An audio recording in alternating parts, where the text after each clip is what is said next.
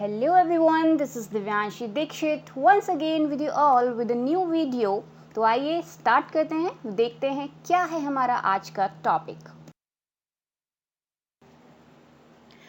तो आज हम बात करेंगे सिलेबस की, इंग्लिश लिटरेचर एंड लैंग्वेज, इसका कॉमन सिलेबस।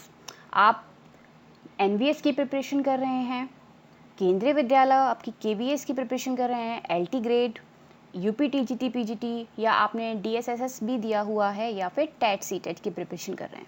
आप इन सभी एग्ज़ाम्स में से किसी एक की या एक से ज़्यादा की आप प्रिपरेशन कर रहे हैं, ज़्यादा आप एग्ज़ाम आपने फिल किए हैं फॉर्म्स, तो उन सभी के लिए कॉमन सिलेबस है इंग्लिश लिटरेचर एंड लैंग्वेज का, जो कि आप पढ़कर आप एक या एक से ज़्यादा एग्ज़ाम क्रैक कर सकते हैं बहुत ही ईजीली।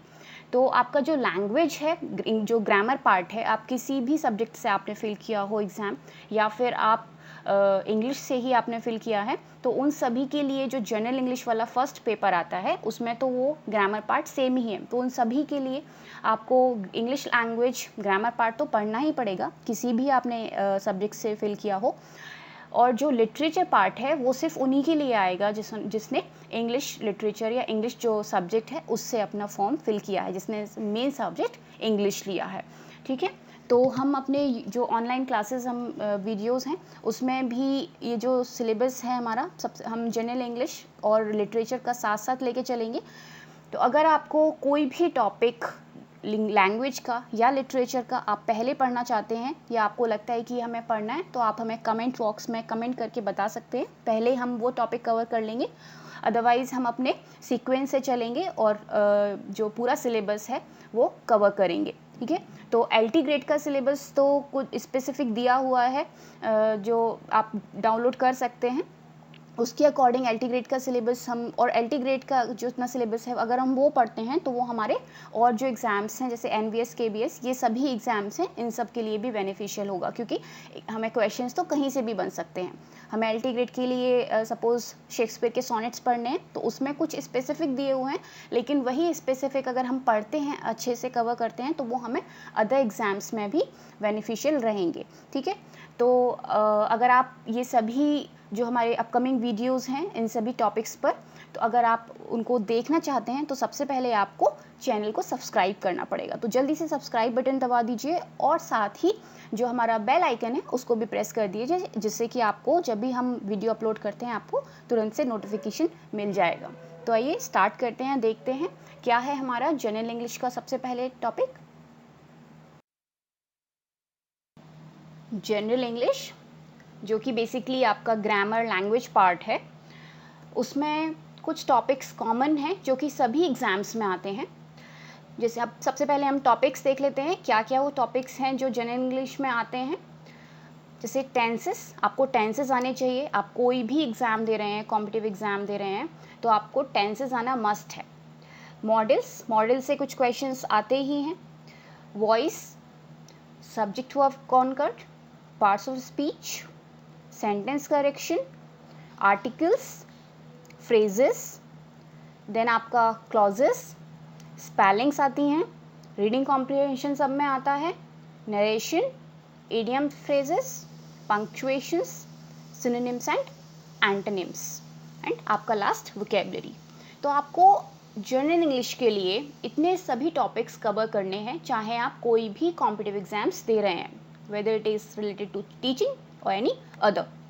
अगर आप टीचिंग में जैसे टेट और सीटेट को, कुछ हमारे एग्ज़ाम्स को अगर हम छोड़ देते हैं, तो सभी में हमारे 2 पेपर्स आते हैं, first paper and second paper.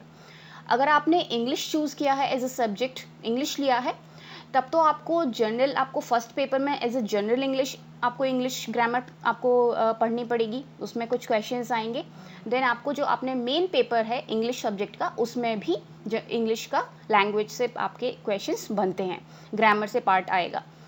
जैसे फर्स्ट पेपर जो जनरल इंग्लिश का हुआ वो 30 मार्क्स का, जैसे इंग्लिश का, हिंदी का एंड अदर जो हमारे पार्ट होते हैं उसमें से वो डिवाइडेड होता है। तो जो इंग्लिश का पार्ट है वो मिनिमम 30 मार्क्स का, 25-30 मार्क्स का आता है। उसके लिए आपको ये सभी टॉपिक्स कवर करने पड़ेंगे। आप किसी भी, आप ज़रूरी नहीं है कि आपने इंग्लिश से ही फॉर्म भी भरा है तो आपको जनरल इंग्लिश पढ़ना पड़ेगा। जनरल इंग्लिश आपको सभी सब्जेक्ट्स के लिए पढ़ना पड़ेगा। लेकिन हाँ, अगर आप English as a main subject आपने लिया है तो आपको सेकेंड पेपर के लिए भी इंग्लिश लैंग्वेज पढ़ना पड़ेगा। तो सबसे पहले टेंसेस, आपको टेंसेस से कुछ क्वेश्चंस तो मिलेंगे ही, तो टेंसेस तो आपको बहुत अच्छे से आने चाहिए अगर आप कोई भी टीचिंग कॉम्पिटिटिव एग्ज़ाम दे रहे हैं, क्योंकि अगर आपको सेंटेंस करेक्ट करने के लिए भी बोला जाता है तो वो भी आप टेंस आपको आते होंगे तभी आप कर पाएंगे। सेकेंड, आपका मॉडल्स, जैसे मॉडल से क्वेश्चन आ जाते हैं, 2-3 क्वेश्चंस बन ही जाते हैं, आपको पूछ लिया जाएगा कि कौन सा मॉडल ये कहाँ पर सुटेबल है। देन आपको वॉइस, तो आपको 3-4 क्वेश्चंस मिलेंगे। आप अगर टीजीटी पीजीटी एग्ज़ाम दे रहे हैं तो 3-4 क्वेश्चंस आपको मिल जाते हैं। अगर आप एलटी ग्रेड का भी दे रहे हैं, नवोदया में भी आते हैं, केवीएस में भी बहुत क्वेश्चंस आते हैं वॉइस से, एक्टिव से पैसिव बनवा लिया जाएगा या पैसिव से एक्टिव बनवा लिया जाएगा। सब्जेक्ट वर्ब कॉन्कर्ड भी आता है बहुत। पार्ट्स ऑफ स्पीच तो आपको आना ही चाहिए। पार्ट्स ऑफ स्पीच आपको सभी पता होना चाहिए, क्योंकि उससे बहुत क्वेश्चंस बनते हैं कि कौन सा पार्ट ऑफ स्पीच है, या फिर ये इस आपको जैसे नाउन के पार्ट्स पूछ लेगा, कौन सा कलेक्टिव नाउन है, एब्स्ट्रैक्ट नाउन है, इस टाइप से क्वेश्चंस बन जाते हैं। सेंटेंस करेक्शन आप तभी कर पाएंगे जब आपको टेंसेस वगैरह सब आता होगा। तो सेंटेंस करेक्शन के लिए भी कुछ क्वेश्चंस केबीएस और नवोदया में काफ़ी आते हैं। देन आर्टिकल्स आपको पूछ लिया जाएगा कौन सा सुटेबल आर्टिकल है। फ्रेजेस क्लॉजेस से भी क्वेश्चन बन जाते हैं। स्पेलिंग से भी 2-3 क्वेश्चंस बन जाते हैं। आपका रीडिंग कॉम्प्रिहेंशन तो आता ही है, वो उसके लिए आपको प्रैक्टिस की ज़रूरत है। आप जितना प्रैक्टिस करेंगे उतना ही रीडिंग कॉम्प्रिहेंशन कर पाएंगे। देन नरेशन से भी क्वेश्चंस आना मस्ट है। नरेशन आपको आना ही चाहिए, क्योंकि उससे भी 3 से 4 क्वेश्चंस बनते ही हैं। देन आपका इडियम्स फ्रेजेस, जो कि आप idioms phrases, synonym, antonyms, vocabulary, ये सब आपका वोकेबलरी का पार्ट है। अगर आपकी वोकेबलरी जितनी ज़्यादा स्ट्रांग होगी आप उतना ही आप सिनोनिम एंटोनिम कर पाएंगे, क्योंकि वोकेबलरी आपको वर्ड्स पता होगा तभी आप उसका सिनोनिम या एंटोनिम ढूंढ पाएंगे। इडियम फ्रेजेस भी आप लर्न करिए, क्योंकि उससे भी 1-2 क्वेश्चंस आता ही है। उसके बाद है पंक्चुएशन। पंक्चुएशन से भी 1-2 क्वेश्चन बन जाता है एग्जाम्स में, तो आपको पंक्चुएशन भी पता होना चाहिए। तो ये हैं हमारे जनरल इंग्लिश के टॉपिक्स, कॉमन है, जो सभी एग्ज़ाम्स में, आपका कोई भी एग्ज़ाम हो, जनरल इंग्लिश हो या आपका मेन पेपर का हो, वो सभी में यहाँ से आना ही है। Next move to literature. अब लिटरेचर सिर्फ उन्हीं के लिए है जिन्होंने एज अ सब्जेक्ट इंग्लिश को चूज़ किया है, जो इंग्लिश सब्जेक्ट से एग्ज़ाम देने जा रहे हैं, तो उनके लिए लिटरेचर आता है। और लिटरेचर का सभी एग्ज़ाम्स के लिए, whether it is NVS, KVS, LT grade या आप टीजीटी पीजीटी दे रहे हो, उन सभी के लिए ये कॉमन सिलेबस है। मीन्स ये आप अगर ये टॉपिक्स पढ़ते हैं तो आप सभी के लिए एलिजिबल होंगे। जिसमें फॉर्म्स ऑफ लिटरेचर आता है, जैसे एलिग्री, बैलेड, ओड, सोनेट, ये सभी फॉर्म्स ऑफ लिटरेचर हैं। आपको इनके बारे में पता होना ही चाहिए, क्योंकि यहाँ से बहुत से क्वेश्चंस बन जाते हैं, राइट। आपका जो टेट और सी टेट है उनमें लिटरेचर नहीं आता, उसमें आप उसके लिए आप सिर्फ लैंग्वेज पढ़िए, आप इंग्लिश लैंग्वेज ग्रामर पढ़िए, वो आपके लिए इनफ है। लिटरेचर पढ़ने की उसके लिए ज़रूरत नहीं है। लेकिन हाँ, अगर आप एनवीएस, केबीएस या एलटी ग्रेड या टीजीटी पीजीटी दे रहे हैं तो उसके लिए आपको लिटरेचर पढ़ना पड़ेगा। अब आपका मूवमेंट्स, जैसे रेनेसां, रिफॉर्मेशन, न्यू क्लासिसिज्म, ये सभी जो मूवमेंट्स थे, इनसे भी रिलेटेड क्वेश्चंस बनते हैं। अगर आप पीजीटी एग्ज़ाम दे रहे हैं किसी का भी, एनवीएस का या केबीएस का या फिर अब यूपी का कोई पीजीटी एग्ज़ाम दे रहे हैं, तो उसके लिए ये मूवमेंट्स काफ़ी इम्पॉर्टेंट हैं, राइट। तो नेक्स्ट है हमारा ऑथर्स और उनके वर्क्स। अब इंग्लिश लिटरेचर में आप जितना पढ़ें आपके लिए कम है, क्योंकि इंग्लिश लिटरेचर का सिलेबस बहुत वास्ट है। आप सभी ऑथर्स को कंप्लीट नहीं कर सकते, उनके सभी वर्क्स आप नहीं पढ़ सकते। तो हमारे इन सभी एग्ज़ाम्स के लिए कुछ स्पेसिफिक सिलेबस दिया गया है, आप उनको पढ़िए, उन ऑथर्स को पढ़िए जिनसे बहुत आपको क्वेश्चंस मिलते हैं। तो देखते हैं हमें कौन कौन से ऑथर्स पढ़ने हैं जिनसे बहुत सारे क्वेश्चंस मिल जाएंगे। उसके बाद आप और भी जितना आप पढ़ सकें लिटरेचर में, जितने आप ऑथर्स पढ़ सकें, जितने आप वर्क्स पढ़ सकें, आपके लिए बेनिफिशियल ही होगा। तो देखते हैं, आपको शेक्सपियर के वर्क्स पढ़ने हैं, सभी आपको शेक्सपियर के वर्क्स पढ़ने हैं, क्योंकि यहाँ से बहुत क्वेश्चंस आते हैं। उसकी लाइफ आप पढ़िए, उसके वर्क्स पढ़िए, राइट। नेक्स्ट हम देखते हैं रोमांटिक पीरियड में शेली, वर्ड्सवर्थ, कीट्स, कोलरिज, आपके चार्ल्स लैम्ब, बायरन, ये सभी बहुत फेमस है और यहाँ से बहुत से क्वेश्चंस बन जाते हैं। नेक्स्ट हमारा 19th एंड 20th सेंचुरी जो अमेरिकन इंग्लिश लिटरेचर है, वहाँ से क्वेश्चन बनते हैं। उनके भी कुछ स्पेसिफिक दिए गए हैं ऑथर्स, जहाँ से जिनकी लाइफ से एंड जिनके वर्क से काफ़ी क्वेश्चंस बन जाते हैं। नेक्स्ट हम देखते हैं हमारा मॉडर्न इंडियन राइटिंग, जो इंग्लिश में लिखा गया है, से अनीता देसाई, विक्रम सेठ, नेज़म इज़कील, इन सभी लोगों ने जो इंग्लिश में जो लिखा है, वहाँ से भी इनकी लाइफ आप पढ़िए और इनके साथ ही आप इनके वर्क्स पढ़िए। यहाँ से भी बहुत क्वेश्चंस बनते हैं। अगर आप यूपी टीजीटी पीजीटी दे रहे हो, इनमें से काफ़ी क्वेश्चंस आते हैं। प्लस आप अगर एनवीएस केबीएस भी दे रहे हो या एलटी ग्रेड भी दे रहे हो, तो इनमें से बहुत क्वेश्चंस आपको मिल जाएंगे। देन मॉडर्न राइटिंग्स पढ़िए इंग्लिश, जैसे different parts of the world जो अलग अलग कंट्रीज़ में लिखे गए हैं, उनके आप राइटिंग्स पढ़िए। उसके भी कुछ स्पेसिफिक ऑथर्स दिए गए हैं सिलेबस में।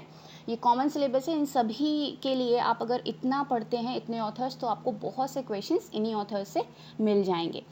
अब ये हुआ हमारा कॉमन सिलेबस सभी एग्ज़ाम्स के लिए। बट अलॉन्ग विद दिस हमारा जो एलटी ग्रेड है, उसने एलटी ग्रेड का अगर आप सिलेबस देखेंगे, आपने देखा भी होगा अगर आप प्रिपरेशन कर रहे हैं, गूगल पे दिया हुआ है, तो उसका जो सिलेबस है वो काफ़ी स्पेसिफिक है। उन्होंने बहुत स्पेसिफिक कर दिया है। उन्होंने जो शेक्सपियर के सोनेट्स भी हैं वो भी बताए हैं कि हम ये वाले स्पेसिफिकली हम इनमें से ही आपसे क्वेश्चंस पूछेंगे।